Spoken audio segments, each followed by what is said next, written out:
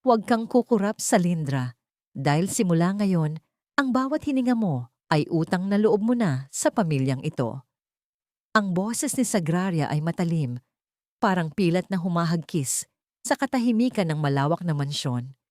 Hindi pa man natutuyo ang pawis ko sa aking noo mula sa pagod ng magdamag na kasal, isang basahang puno ng langis at alikabok ang lumipad sa aking mga paa, ang aking trahe de boda. Ang damit na tinahi ko ng may pagmamahal at pangarap ay biglang nagmukhang basahan sa gitna ng marangyang sala. Nakatayo ako sa gitna ng malamig na marmol na sahig. Ang mga palamuting kristal sa kisame ay tila tumatawa sa aking kaabaan. Sa aking harapan, nakatayo si Sagraria, ang aking biyenan, na nakataas ang kilay habang hawak ang isang baso ng mamahaling alak. Hindi siya ang babaeng nakilala ko noong unang beses akong dinala rito ni Kervin. Dati, siya ang mapaglarong ngiti at mainit na yakap.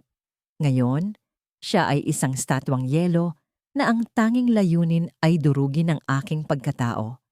Nililinis mo ang sahig na ito sa Lindra. Gamit ang basahang yan. Huwag na huwag mong hayaang madumihan ang mga antik na gamit ko dahil ang presyo ng bawat isa ay hindi kayang bayaran ng 10 buhay mo. Dagdag ni Sagraria. Napalunok ako. Ang aking mga daliri, na sanay sa paghawak ng pinong karayom at seda, ay nanginginig ng abutin ang maduming tela. Ramdam ko ang hapdi ng mga paltos sa aking mga kamay. Bunga ng ilang buwang pagtatrabaho nang walang tigil para sa mga disenyo na pinagawa ni Kervin sa akin. Tumingin ako sa paligid, nagbabaka sakaling makita si Kervin. Siya ang asawa ko. Siya ang lalaking sumumpa na poprotektahan ako. Pero nandoon siya sa dulo ng hagdan, nakatayo kasama ang ilang mga bisitang hindi pa umuuwi, nakikipagtawanan, at hindi man lang tumitingin sa aking direksyon. Kervin, bulong ko. Halos hindi marinig ang sariling boses. Lumingon siya, pero walang lambot sa kanyang mga mata. Sa halip, nakita ko ang iritasyon. Bakit ka pa nakatayo riyan sa Lindra? Narinig mo naman ang sinabi ni Mama, di ba? Huwag mo akong ipahiya sa mga kaibigan ko. Isa kang hamak na mananahi na pinalad lang na mapangasawa ang isang tulad ko dahil sa utang na loob ng tatay mo. Magtrabaho ka. Ang mga salitang iyon ay parang mga palaso na tumama sa aking dibdib. Ang bawat hibla ng aking damit pangkasal ay tila humihigpit. Sinasakal ako sa bawat paghinga. Lumuhod ako sa sahig. Ang bawat haplos ng basahan sa marmol ay nag-iiwan ng mga itim na marka, katulad ng mga mantsa na unti-unting bumabalot sa aking puso. Naramdaman ko ang pag-init ng aking mga mata. Pinilit kong huwag umiyak. Hindi dahil wala akong maramdaman, kundi dahil alam kong ang bawat patak ng aking luha ay magbibigay ng kasiyahan sa babaeng nakatayo sa aking harapan. Tinitigan ko ang aking mga kamay na nakalubog sa maruming tubig, ang mga kamay na dati nagbibigay ng ganda sa mga ikakasal at ngayon ay ginagamit para punasan ang dumi ng mga taong nagturing sa akin na wala. Tila bumalik ang aking gunita sa mga araw na puno ng pag-asa sa Cebu, kung saan ang tanging problema ko lang ay kung anong kulay ng sinulid ang babagay sa tela. Ngayon, sa ilalim ng mga chandelier ng mansyong ito, nasaan na ang babaeng may pangarap? Nasaan na ang Salindra na naniwala sa pag-ibig? Bakit ko hinayaan na maging alipin ang aking sariling puso para sa isang taong hindi man lang marunong kumilala sa aking halaga? Napatingin ako sa bulsa ng aking asawa na nakalapag sa mesa malapit sa akin. May umilaw na screen, isang notification. Mabilis akong umiwas ng tingin, pero sapat na ang oras para mabasa ang pangalan ng nag-message. Hindi si Kervin ang nag-message, pero ang text na nakita ko ang nagpatigil sa tibok ng aking puso. Kasama mo na ba ang katulong mo? Hintayin kita sa hotel. Nanginig ang aking mga kamay sa ibabaw ng maruming sahig. Ang liwanag mula sa cellphone na ni Kervin ay tila isang matalim na kutsilyo na humiwa sa natitira pang hibla ng aking paniniwala. Kasama mo na ba ang katulong mo? Ang salitang katulong ay hindi lamang tumukoy sa aking ginagawa ngayon, kundi sa kung paano niya tiningnan ang aking pagkatao sa likod ng aming mga sumpa sa altar. Hindi ko namalayan ang paglapit ni Sagraria. Naramdaman ko na lamang ang dulo ng kanyang sapatos na tumama sa aking balikat. Anong tinitingnan mo riyan, Salindra? Tapusin mo ang sahig na yan. Kung hindi mo kayang maging asawa na nagbibigay ng dangal sa pamilyang ito, kahit man lang paglilinis ay ayusin mo. Tumayo ako ng dahan-dahan. Ang aking mga tuhod ay nanghihina. Hindi ako tumingin sa kanya. Alam ko na kung tumingin ako, mababasa niya ang puot na unti-unting namumuo sa aking dibdib. Isang emosyon na hindi dapat makita ng isang tulad niya. Opo, inang, sagot ko. Ang boses ko ay halos pabulong. Isang taktika para hindi siya makahanap ng rason na muling saktan ako. Pumasok si Kervin sa kusina. Ang kanyang mukha ay puno ng pagkukunwari. Mama, huwag mo naman siyang pagalitan ng ganyan. Pagod pa ang asawa ko. Ngunit ang kanyang mga mata ay walang bakas ng pagmamalasakit. Ito ay mga matang nagbababala. Pagkatapos ay humarap siya sa akin. Ang kanyang kamay ay humaplos sa aking buhok. Pero ang haplos na iyon ay hindi nagpapahiwatig ng pagmamahal. Ito ay ang haplos ng isang may-ari sa kanyang pag-aari. Salindra, pagkatapos mong maglinis, dalhin mo sa study room ang mga sketch na hinihingi ni Mama. Huwag kang magkakamali sa mga detalye. Alam mo naman kung gaano kahalaga ang utang na loob ng tatay mo sa atin, di ba? Utang na loob. Ang dalawang salitang iyon ang naging kadena na pumupulupot sa aking leeg sa bawat araw na lumilipas. Pagkaalis nila, naiwan akong mag-isa sa gitna ng malawak na mansyon.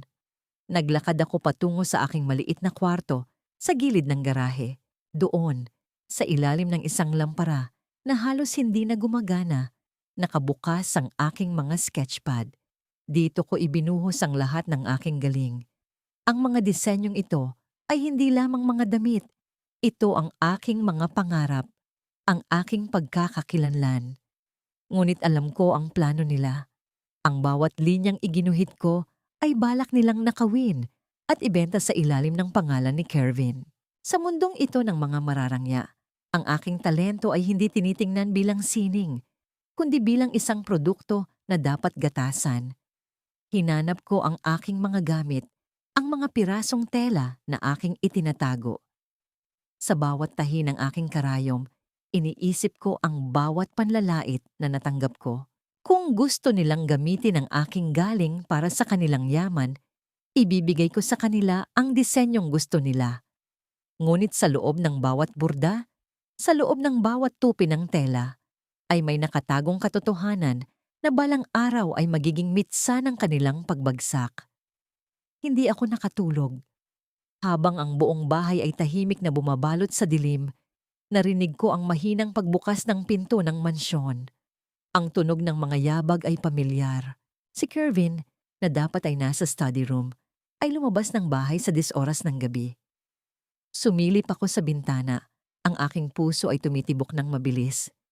Sa ilalim ng streetlight, nakita ko siya. May kasama siyang babae. Isang babaeng elegante. Nakasuot ng damit na hinalaw sa aking disenyo. Sila ay sumakay sa isang kotse at umalis. Naiwan akong nakatayo sa kadiliman. Hawak ang aking karayom na tila isang sandata na handa ng pumunit sa kasinungalingan. Sino ang tunay na magnanakaw sa kwentong ito? Sila ba na nagnanakaw ng aking gawa? O ako na nagnanakaw ng bawat segundo ng kanilang mga lihim para sa aking paghihiganti? Ang bawat oras sa mansyong ito ay parang isang mabigat na kadena na unti-unting humihila sa akin, pababa sa putikan.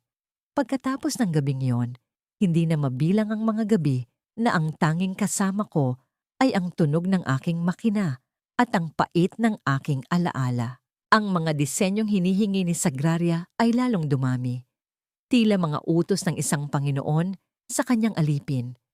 Isang hapon, habang ang langit ay nagbabanta ng malakas na buhos ng ulan, tinawag ako ni Sagraria.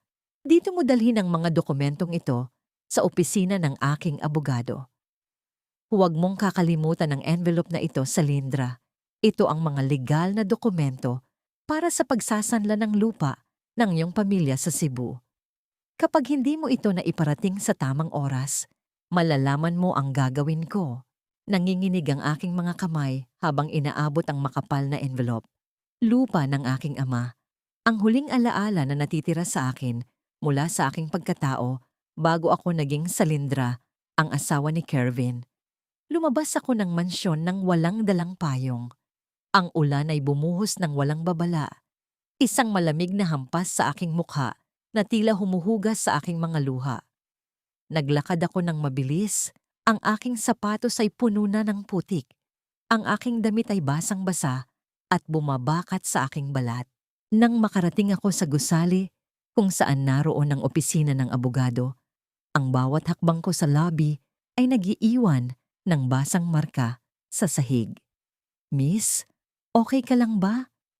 Isang boses ang bumasag sa aking pagkalito.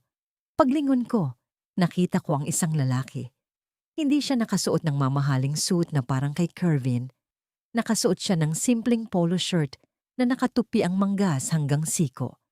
Ang kanyang mga mata ay hindi mapanghusga, bagkus ay puno ng pag-aalala.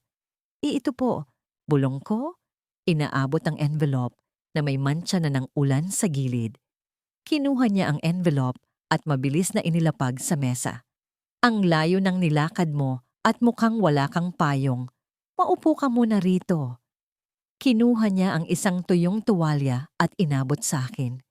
Ang kanyang mga kilos ay maingat, parang natatakot na baka ako ay mabali o masugatan sa anumang maling galaw. Ako si Santino, wika niya habang nagtitimpla ng mainit na tsaa. Hindi ako ang abogado na hinahanap mo, pero nakita ko ang sitwasyon mo. Hayaan mong tulungan kitang ayusin ang mga dokumentong nabasa ng ulan. Habang nakaupo ako sa tapat ng kanyang lamesa, napansin ko ang isang nakabukas na folder sa tabi ng aking basang sketchpad na aksidenteng nahulog mula sa aking bag. Nakapako ang kanyang paningin sa isa sa aking mga sketch, isang disenyo ng trahe de boda na may detalyadong burda ng sampagita. Ikaw ang gumawa nito? Tanong niya. Ang boses ay puno ng pagkamangha. Hindi lang ito basta damit. May kwento ang bawat tahi. Napakaganda. Sa unang pagkakataon matapos ang ilang buwan, may nakakita sa aking gawa at hindi ito tinawag na disenyo ni Kervin. Ang puso ko, na matagal nang naging bato, ay parang nakaramdam ng isang munting init. Ang amoy ng tsaa at ang katahimikan ng opisina ay nagbigay sa akin ng kakaibang kapanatagan. Salamat, sagot ko, at sa pagkakataong ito, hindi na ito pabulong. Huwag mong hayaang lamunin ka ng ulan, Salindra. Sabi niya habang ibinabalik sa akin ang tuyong sketchpad. Minsan, ang pinakamagandang disenyo ay hindi isinisilang sa liwanag, kundi sa gitna ng unos. Paglabas ko ng gusali, tumigil na ang ulan. Tiningnan ko ang aking sketchpad na nasa loob ng plastik na ibinigay niya. Doon, sa loob ng aking bag, may iniwan siyang isang maliit na card na may numero ng kanyang opisina. Habang naglalakad ako pabalik sa mansyon, may isang kaisipang pumasok sa aking isip.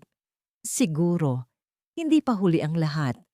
Ang mansyon ay naging entablado ng isang malaking pagtitipon. Mga ilaw na kasing ningning ng bituin, musika na punong-puno ng pikeng saya, at mga taong ang ngiti ay kasing lamig ng yelo. Inutusan ako ni Sagraria na magsilbi sa mga panauhin, nakasuot ng simpleng damit na hindi man lang karapat-dapat sa aking katayuan bilang asawa ni Kervin. Salindra, siguraduhin mong walang mababasag na baso. Ang mga bisitang ito ang magpapasya sa susunod na koleksyon ni Kervin. Ang bulong ni Sagraria sa aking tainga, ang kanyang kuko ay bumaon sa aking braso. Lumakad ako patungo sa gitna ng bulwagan, dala ang isang tray ng champagne. Ngunit ang aking mga mata ay napako sa isang direksyon, sa entablado. Doon, nakatayo si Clarice, ang babaeng kasama ni Kervin sa hotel noong gabing iyon. At ang suot niya? Napatigil ako. Halos mahulog ang tray na hawak ko. Iyon ang disenyong pinagpuyatan ko ng 3 linggo. Ang Sampaguita Bride, ang disenyong may burdang perlas at sutla na aking iginuhit para sana sa aking sarili o para sa isang babaeng gustong magmukhang anghel sa kanyang kasal. Pero ngayon, nakasuot ito kay Clarice na humahalakhak habang yakap si Kervin sa harap ng maraming tao. Ito ang bagong koleksyon ni Kervin, ang anunsyo ng host. Isang obra maestra na nagpapakita ng husay ng ating susunod na fashion icon. Narinig ko ang palakpakan. Ramdam ko ang pagdagundong ng aking puso sa aking lalamunan. Ang bawat palakpak ay parang sampal sa aking mukha. Ang disenyong iyon ay hindi lang basta tela. Iyon ang aking pag-asa, ang aking sining, ang aking huling piraso ng dangal na ninakaw nila ng walang pag-aalinlangan. Tumingin si Kervin sa direksyon ko.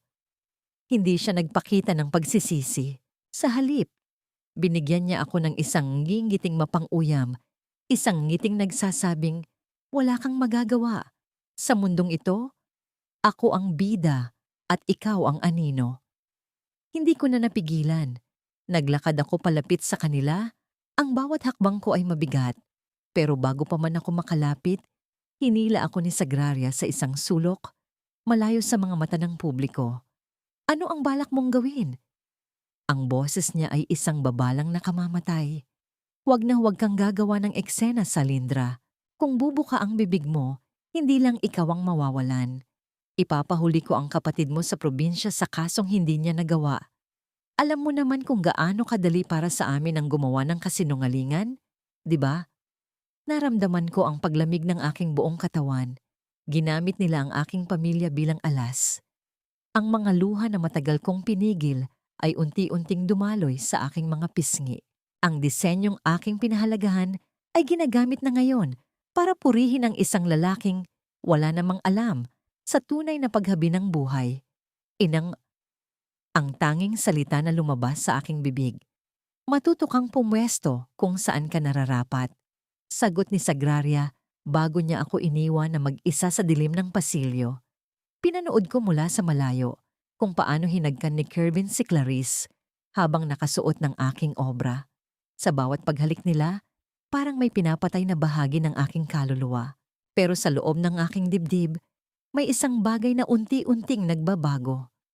Ang sakit ay hindi na naging dahilan para sumuko. Naging mitya na ito ng aking galit. Kung gusto nilang nakawin ang aking panaginip, ibibigay ko ito sa kanila. Pero sisiguraduhin ko na sa bawat tahi ng damit na yan ay may nakatagong katotohanan na hindi nila kailanman mabubura. Ang mansyon ay hindi na isang tahanan. Ito ay naging isang piitan na ang mga dingding ay gawa sa kasinungalingan at ang mga sahig ay basang-basa ng aking pagod. Ang mga araw ay sumunod sa isang malupit na ritmo.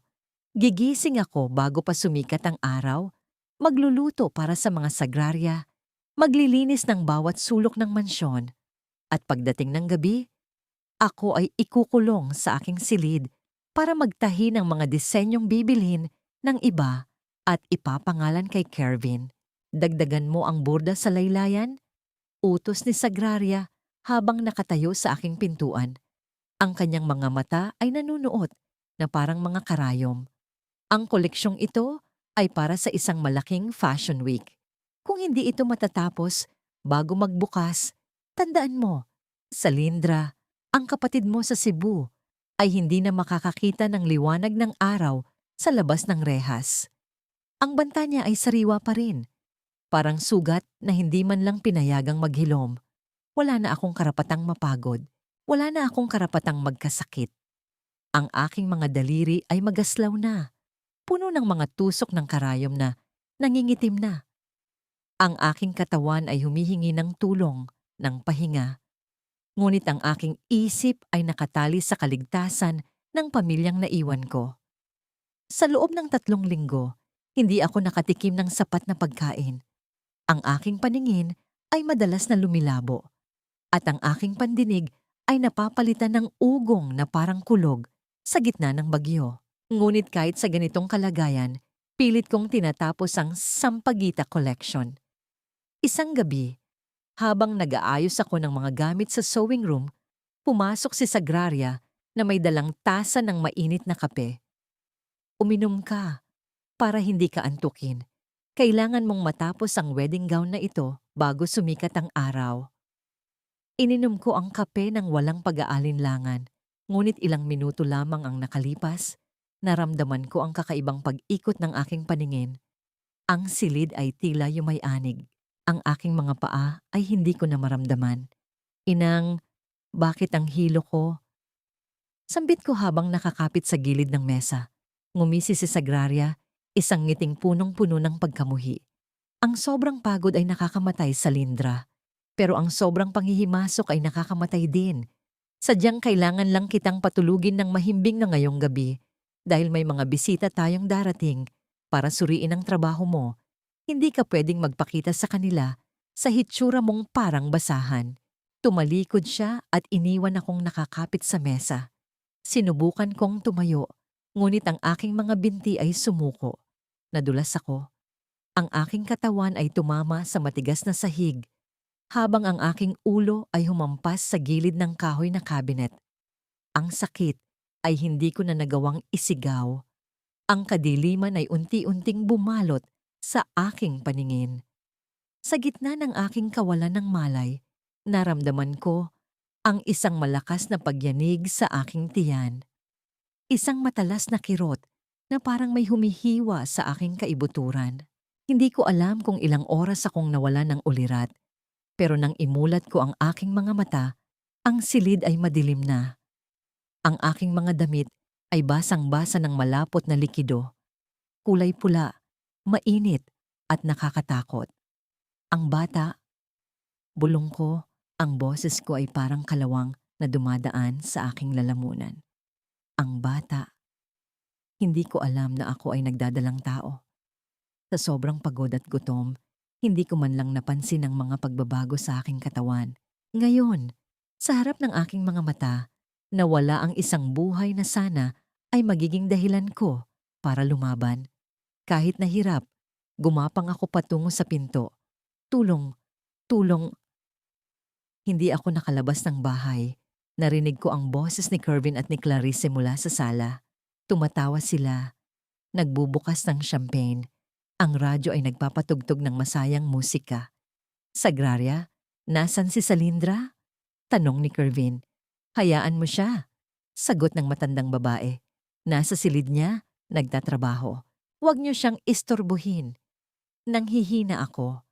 Ang bawat paghinga ko ay parang paghila ng bubog sa aking lalamunan. Naramdaman ko ang pag-agos ng buhay mula sa akin. Ang pag-agos ng aking mga pangarap. Sa gitna ng aking paghihingalo, nakita ko ang refleksyon ng aking sarili sa salamin ng pinto. Ako ay duguan, wasak at mag-isa. Sa oras na yon, isang bagay ang namatay sa loob ko. Ang Salindra na mapagpatawad. Ang Salindra na naniniwala sa utang na loob. Ang tanging natira ay isang babaeng puno ng pait at gutom sa hustisya. Kung ang tadhana ay gusto akong burahin, hahayaan ko silang makita kung gaano kasakit ang isang taong wala nang natitirang mawawala. Ang langit sa labas ay bumuhos ang ulan, tila nakikiramay sa aking kawalan.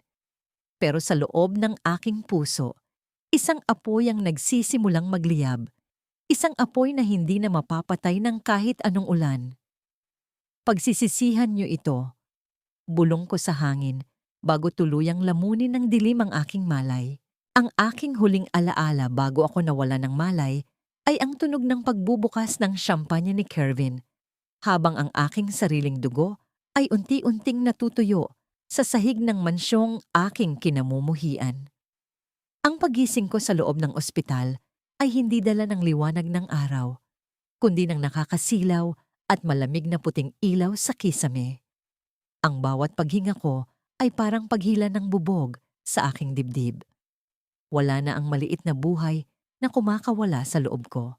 Ang tanging nararamdaman ko ay ang kawalan, isang malalim at madilim na hukay sa aking sinapupunan na kailanman ay hindi na mapupunan pa. Salindra, Isang boses ang bumasag sa aking pag-iisa. Si Soraya, ang aking matalik na kaibigan. Ang kanyang mga mata ay puno ng luha. Ang kanyang mga kamay ay mahigpit na nakahawak sa aking braso. Sa likod niya, nakatayo si Santino. Ang kanyang mukha ay hindi na mapayapa gaya ng dati. Ito ay puno ng matinding galit. Isang galit na nakalaan para sa mga taong naging dahilan ng aking pagkakaospital. Soraya, pabulong kong sambit. Ang boses ko ay parang tuyong dahon na nadurog. Wala na. Lahat ng pangarap ko, lahat ng pag-asa ko, nilamon na ng kadiliman. Huwag mong sabihin yan, Salindra. Ani Santino, ang kanyang boses ay nanginginig sa pigil na emosyon. Inabot niya ang isang makapal na folder at inilapag ito sa ibabaw ng aking kama. Tiningnan ko ang mga CCTV footages sa mansyon. Alam ko ang ginawa nila. Alam ko kung paano kanila pinilit magtrabaho, kung paano kanila ginutom, at kung paano kanila pinabayaan matapos kang mahulog. Tiningnan ko ang folder, mga litrato, mga video frame, mga talaan ng mga utos ni Sagraria. Ang lahat ng aking pinagdaanan ay nakapaloob sa mga papel na ito. Hindi ito sapat, Santino, sabi ko. Ang aking mga mata ay naging kasing lamig ng bakal. Ang katarungan ay hindi sapat para sa isang buhay na nawala. Gusto ko ng higit pa sa batas. Gusto ko silang makita na gumuho, gaya ng pagkakaguhit ng aking mga pangarap sa kanilang mga kamay. Tumayo ako mula sa kama. Kahit na ang aking katawan ay pilit na bumabagsak, hindi na ako ang babaeng maamo. Ang babaeng pumasok sa mansyong yon na may dalang pag-asa ay namatay na kasama ng aking anak. Ang natitira na lamang ay isang anino. Isang aninong handang sumunog sa lahat ng nagturing sa akin na wala. Soraya, kailangan ko ang tulong mo. Kailangan kong ilabas ang lahat ng records ng disenyo na ninakaw nila. Utos ko, ang aking tinig ay matatag. Humarap ako kay Santino. At ikaw, kailangan ko ang iyong husay. Ipakulong mo sila. Pero hindi lang basta kulong. Gusto kong mawala ang lahat ng yaman nila, ang lahat ng respeto ng mga tao sa kanila. Gusto kong makita sila na lumuluhod sa harap ko, nagmamakaawa para sa kaunting awa na hindi man lang nila ibinigay sa akin nung ako ay naghihingalo. Salindra, ang plano mo, ito ay delikado, babala ni Santino. Ang buhay ko ay naging delikado na simula noong araw na tumuntong ako sa mansyong yon. Putol ko sa kanya. Gabi na nang lumabas ako ng ospital.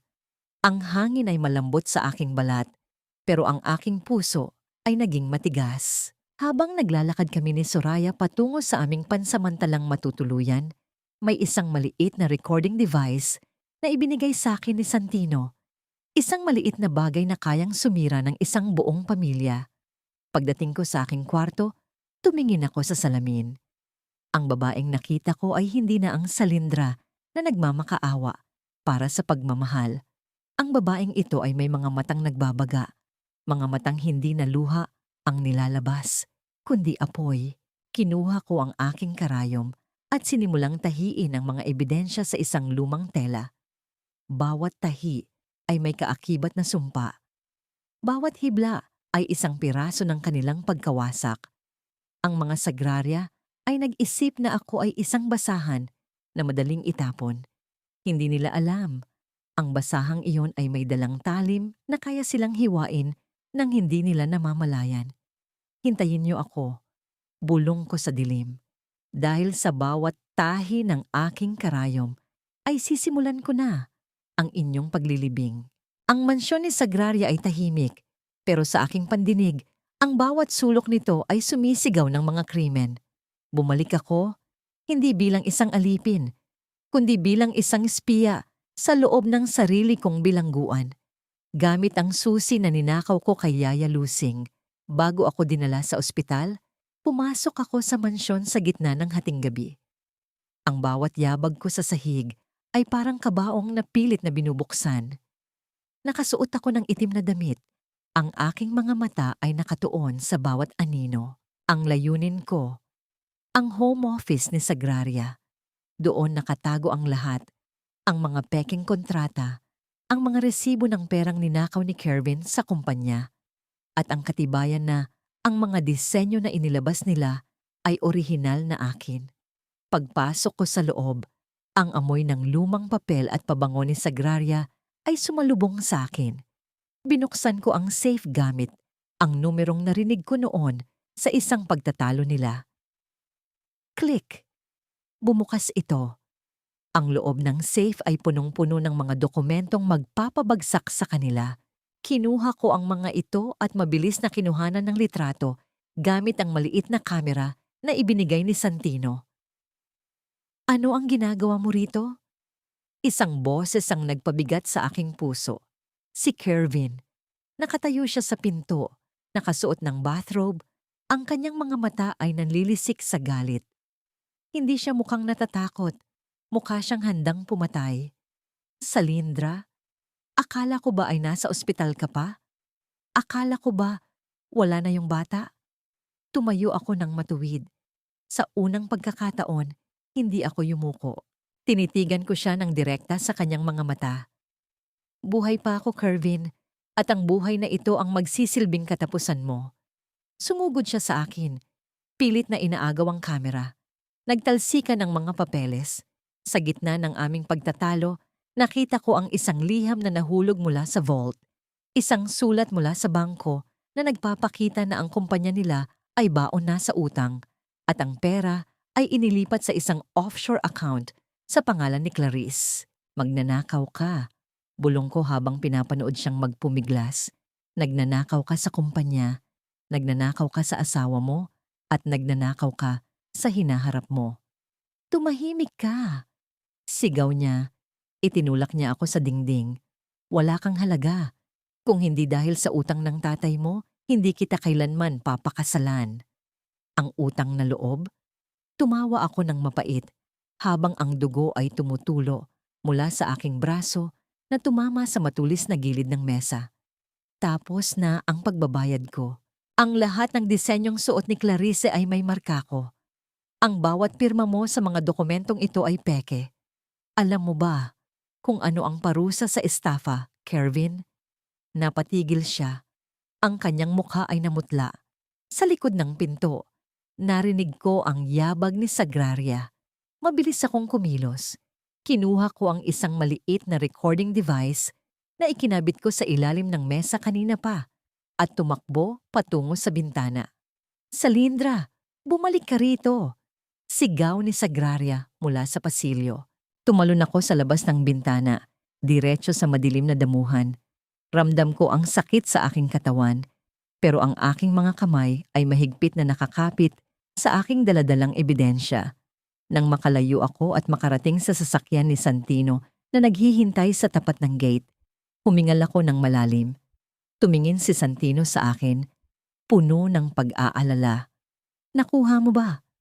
Ipinakita ko ang camera at ang maliit na recorder. Nakuha ko na ang lahat ng kailangan natin para sunugin ang mansyong ito sa paraang legal. Habang paalis ang sasakyan, tumingin ako sa bintana ng mansyon. Nakita ko si Kervin na nakadungaw. Ang kanyang mukha ay puno ng takot. Hindi na siya ang taong kinatatakutan ko. Siya na lang ang taong naghihintay na mahulog sa hukay, na siya mismo ang humukay. Ang gabi ay hindi na kasing dilim ng dati. Ang bawat bituin ay parang mga saksi sa aking pagsisimula. Isang malaking piging ang ginanap sa mansyon. Isang charity gala na kunwari ay para sa mga naulila, ngunit ang totoo, ito ay isang marangyang palabas para itago ang lumulubog na kumpanya ni Sagraria. Nakasuot ang lahat ng kanilang mamahaling alahas at mga disenyong ninakaw mula sa aking mga sketchpad. Habang abala ang lahat sa pag-inom ng champagne, dahan-dahan akong naglakad papasok. Hindi ako nakasuot ng basahan. Nakasuot ako ng isang simpleng itim na gown na ako mismo ang nagtahi. Isang disenyo na kasing talim ng aking desisyon. Kasabay ko si Santino, ang aking sandigan. Handa ka na ba? Tanong niya, habang hinahawakan ang aking siko para bigyan ako ng lakas. Handa na akong magbayad ng utang. Sagot ko, Pero ang tinutukoy ko ay hindi ang utang ng aking ama, kundi ang pagbabayad nila sa lahat ng aking luha. Umakyat kami sa entablado. Ang musika ay biglang huminto. Si Sagraria, na nakatayo sa tabi ni Kervin, ay namutla nang makita ako. Ang mga bisita ay nagbubulungan. Ang patay na asawa ay buhay at nandito na. Salindra! Sigaw ni Sagraria. Ang kanyang boses ay nanginginig sa galit at takot. Anong ginagawa mo rito? Itaboy niyo siya. Wala kayong karapatang magpalabas ng kahit sino sa mansyong ito, Sagraria.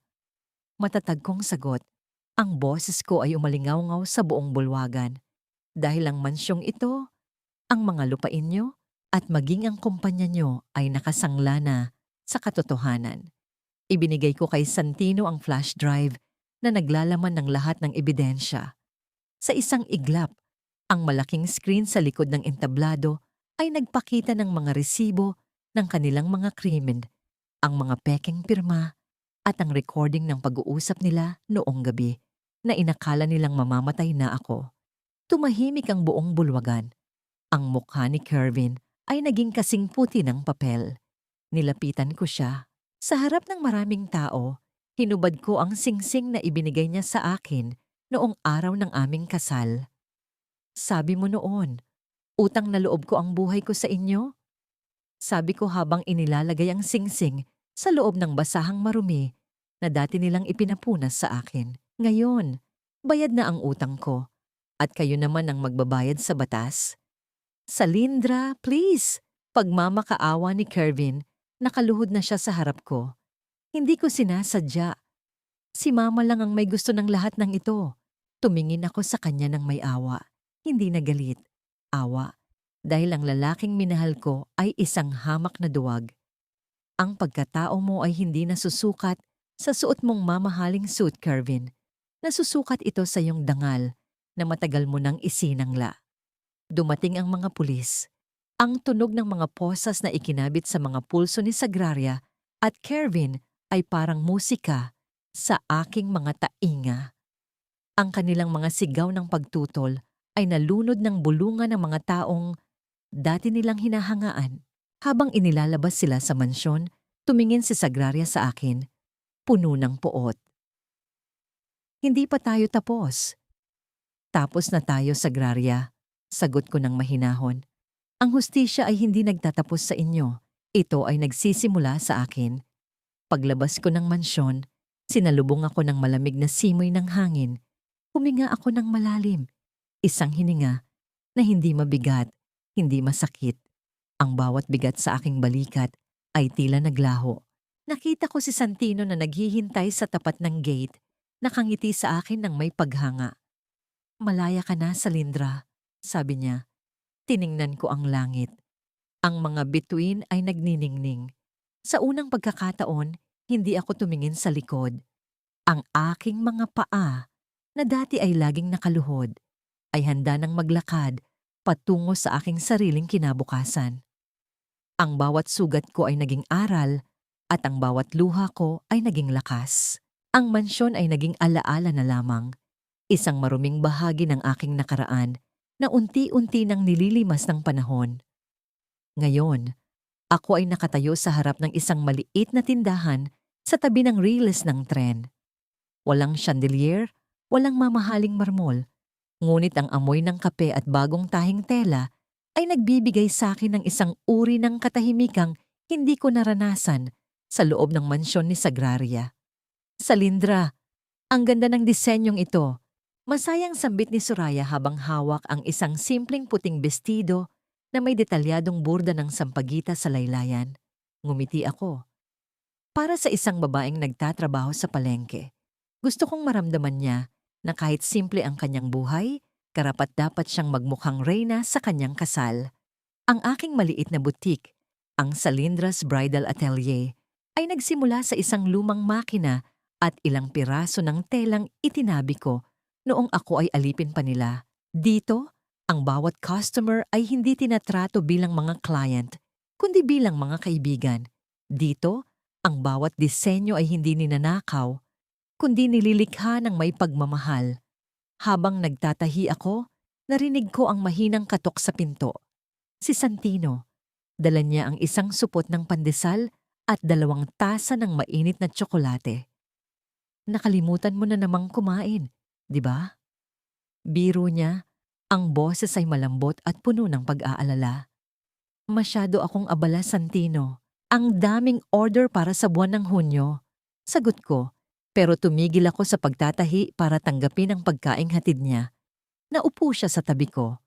Ang aming pagitan ay puno ng respeto at pag-unawa. Hindi niya ako minadaling kalimutan ng nakaraan at hindi rin niya ako pinilit na maging matapang kung gusto kong umiyak. Sa mga nakaraang buwan, si Santino ang nagsilbing tagatahi ng aking mga sirang pangarap. Siya ang tumulong sa akin na ayusin ang mga papeles para sa aking negosyo. At siya rin ang nakinig sa bawat gabi na hindi ako makatulog dahil sa mga alaala ng aking anak. Nabalitaan mo ba?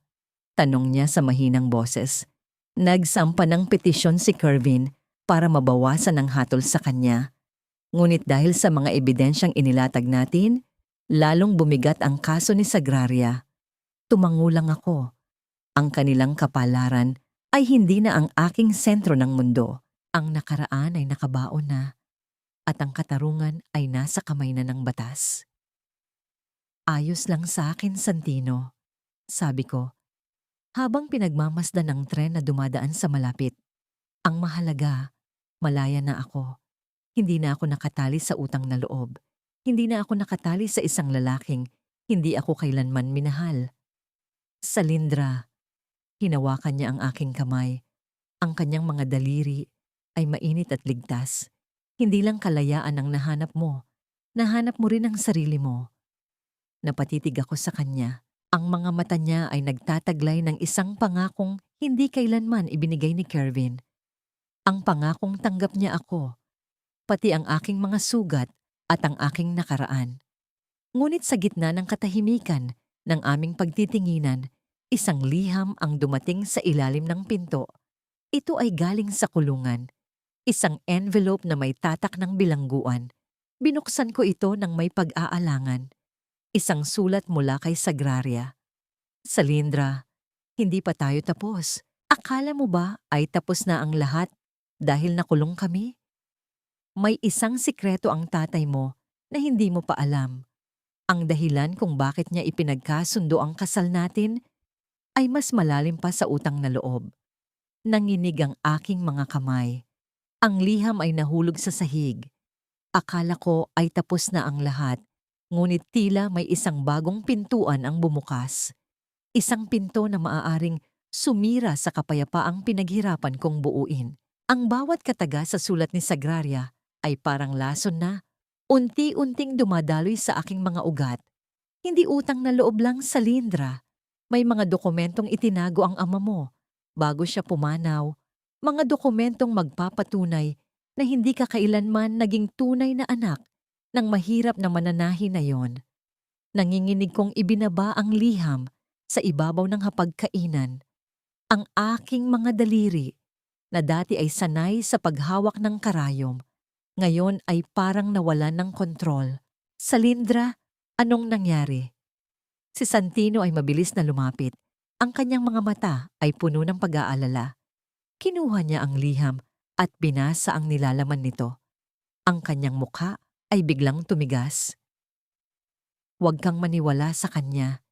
Isa lang itong paraan para guluhin ang isip mo habang nasa loob siya ng selda. Pero paano kung totoo, Santino? Tanong ko. Ang boses ko ay parang basag na salamin. Lahat ng pinagdaanan ko, ang paghihirap, ang pagkamatay ng aking anak, ang lahat ng iyon ay nakatali sa utang na loob na yon. Kung ang pinag-ugatan ng aking pagkatao ay isang malaking kasinungalingan, sino ako? Hindi ako makatulog sa gabing yon. Sa labas, ang ulan ay bumubuhos, pero sa loob ng aking puso, isang bagyo ang nagaganap. Nagpasya akong pumunta sa Cebu, sa lumang bahay ng aking ama, kahit na labag ito sa loob ni Santino. Pagdating ko sa aming lumang bahay, sinalubong ako ng maalikabok na mga gamit.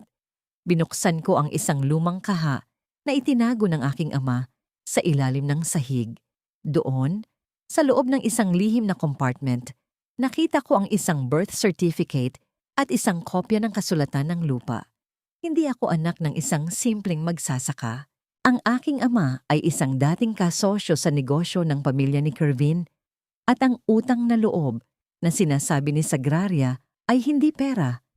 Ito ay ang pagtatakip ng aking ama sa isang krimen na ginawa ng asawa ni Sagraria noong sila ay nagsisimula pa lamang. Ang aking ama ay pinilit na manahimik, pinilit na magtago sa probinsya, habang ang pamilya ni Kervin ay umakyat sa tuktok gamit ang dugong ipinahid nila sa kamay ng aking ama. Kaya kanila pinakasalan. Bulong ko sa sarili habang tumutulo ang aking mga luha. Hindi dahil sa utang na loob, kundi para manahimik ako habang buhay, para mamatay ang katotohanan kasama ng aking ama. Biglang bumukas ang pinto. Si Santino, hinabol niya ako. Salindra, tama ka. Pero huwag mong hayaang ito ang maging katapusan mo. Ito ang magiging simula ng katapusan nila. Sa gitna ng aking pagluluksa, naramdaman ko ang isang matigas na determinasyon. Hindi na ito tungkol sa paghihiganti para sa aking sarili. Ito ay tungkol sa katarungan para sa aking ama, para sa anak na nawala sa akin, at para sa bawat babaeng ginamit nila bilang tulay sa kanilang kasakiman. Habang hawak ko ang mga dokumento, narinig ko ang isang tunog ng sasakyan sa labas. Isang itim na kotse. Hindi ito sa akin. Hindi rin kay Santino. Bumaba ang isang lalaking nakasuit, isang kinatawan ng kumpanya ni Kervin na hindi pa nadadamay sa kaso. Miss Salindra, wika ng lalaki. May gustong makipagkita sa inyo. Si Clarice. Mayroon siyang hawak na ebidensya na pwedeng magpabagsak sa buong pamilya ni Kervin, kahit ang mga ari-ariang hindi natin alam na umiiral. Ang aking mga mata ay nagtagpo kay Santino. Ang laban ay hindi pa tapos. Sa katunayan, ngayon pa lang ito magsisimula sa mas malalim na antas.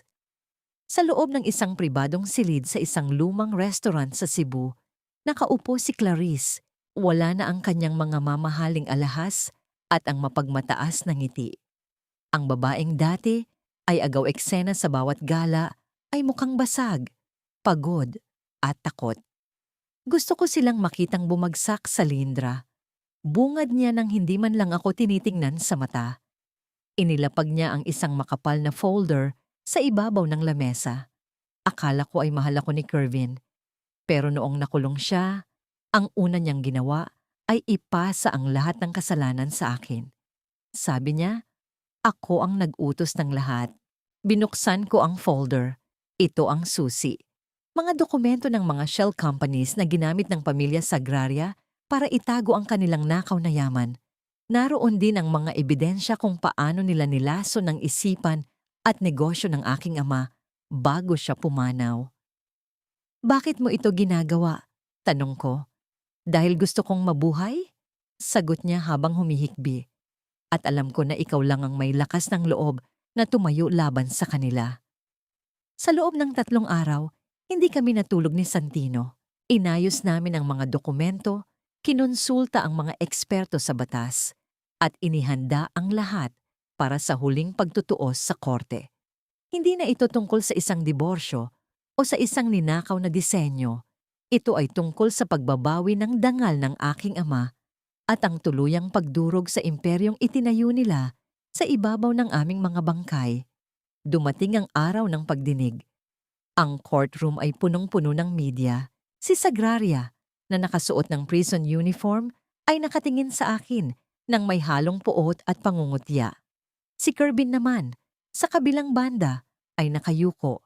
Ang kanyang balikat ay nakayungyong sa bigat ng kahihiyan. Nang tumayo ako sa harap ng huwes, ang bawat salita ko ay tila mga bala na tumatama sa kanila. Ipinakita ko ang mga dokumentong nagpapatunay sa sabwatan ng aking ama at ng pamilya nila at kung paano nila ginamit ang utang na loob bilang maskara ng kanilang krimen. Hindi ko hinahangad na maging biktima habang buhay. Pagtatapos ko, ang aking tinig ay matatag at malinaw. Ang katarungan ay hindi ibinibigay, ito ay pinaglalaban. At ngayon, tapos na ang laban. Ang hatol ay bumagsak na parang martilyo. Life imprisonment para kay Sagraria at 10 taon para kay Kervin dahil sa patong-patong na kaso ng estafa at paglabag sa karapatang pantao. Habang inilalabas sila ng mga gwardya, tumingin si Sagraria sa akin. Sa pagkakataong ito, wala na ang kanyang bagsik. Ang natira na lamang ay isang matandang babae na wala ng kapangyarihan. Hindi ako lumapit. Hindi ako nagdiwang. Tumingin lang ako kay Santino na nasa aking tabi. Paglabas ng courtroom, sinalubong kami ng init ng sikat ng araw. Ang bawat tao na nakakita sa akin ay hindi na nakatingin sa akin bilang babaeng pinagsamantalahan. Nakatingin sila sa akin bilang isang babaeng bumangon mula sa alabok ng kahihiyan at naging ginto. Tapos na, Salindra. Bulong ni Santino habang hinahawakan ang aking kamay. Tumingin ako sa malayo. Ang aking ama, ang aking anak, ang aking nakaraan. Ang lahat ng ito ay naging bahagi ng aking lakas. Hindi na ako ang babaeng natatakot sa dilim. Ako ang apoy na tumupok sa dilim. Hindi pa tapos, Santino. Sagot ko habang nakangiti. Nagsisimula pa lang ang tunay na buhay